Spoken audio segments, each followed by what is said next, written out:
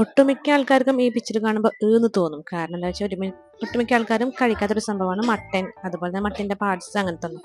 പക്ഷേ ഇത് ഒരുപാട് ഹെൽത്ത് ബെനിഫിറ്റ്സ് ഉള്ള ഒരു സംഭവമാണ്. അപ്പോൾ നിങ്ങൾ ഇഷ്ടപ്പെടുന്നവർ കാണാൻ, അല്ലാത്തവർ സ്കിപ്പ് ചെയ്ത് പോവാട്ടോ.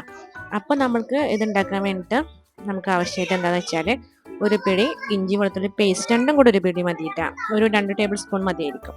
അതുപോലെ തന്നെ നമുക്ക് വേണ്ടത് ചെറിയ ജീരകം 1 ടീസ്പൂണ്, അതുപോലെ തന്നെ ഒരു പിടി ചെറിയുള്ളി, ആവശ്യത്തിന് കുരുമുളക്. ഇത്രയും സാധനങ്ങൾ നമുക്കൊന്ന് നല്ല ഫൈൻ പേസ്റ്റായിട്ട് അരച്ചെടുക്കണം.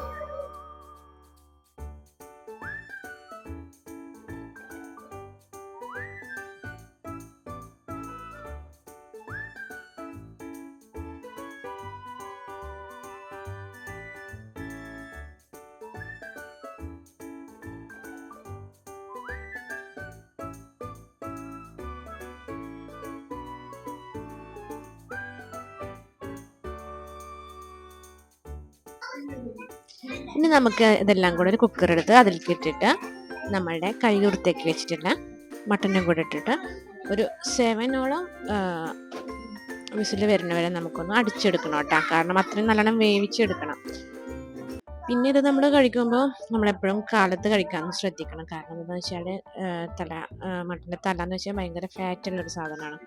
അപ്പോൾ മോർണിംഗിൽ കഴിച്ച് കഴിഞ്ഞാൽ പിന്നെ നമ്മൾ ആ ഒരു ഡേ ഫുൾ പ്രൊഡക്റ്റീവായിട്ട് ഇരിക്കുകയും ചെയ്യും, നല്ല ഹെൽത്തി ആൻഡ് എനർജറ്റിക് ആയിട്ട് ഇരിക്കാനും കഴിയും.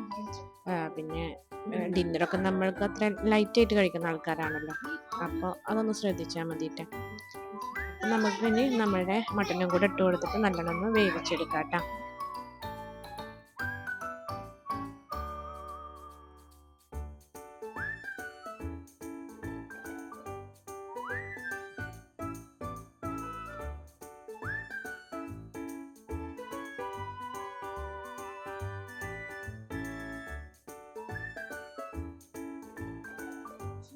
ഇനി നമുക്കിതിൽ ആവശ്യത്തിന് ഉപ്പ്, അതുപോലെ തന്നെ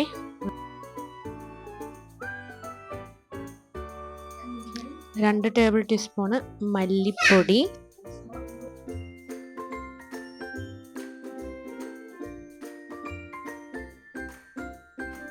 പിന്നെ ഒരു 1/4 ടീസ്പൂണ് മഞ്ഞൾപ്പൊടി. ഇത്രയും പൊടികളിട്ടിട്ട് നമുക്കൊന്ന് മിക്സ് ചെയ്തെടുക്കാം. കൈ വെച്ചിട്ട് നല്ലോണം മിക്സ് ചെയ്തെടുക്കുക.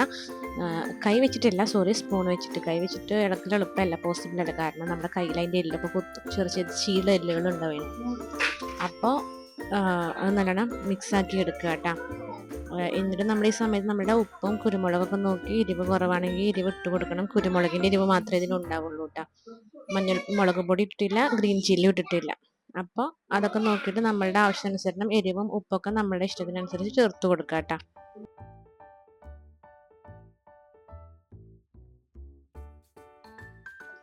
ഇപ്പം നമ്മുടെ മട്ടനൊക്കെ നല്ലോണം വെന്ത് വന്നിട്ടുണ്ടെങ്കിൽ നമ്മൾ ചട്ടി വെച്ചിട്ട് അത് ചെറിയുള്ളി താളിച്ച് അതിലേക്ക് നമുക്ക് മിക്സ് ഒഴിച്ചു കൊടുത്തിട്ട് നല്ലോണം വറ്റിച്ചെടുത്തിട്ടുണ്ടെങ്കിൽ നമുക്കത് സെർവ് ചെയ്യാം കേട്ടോ.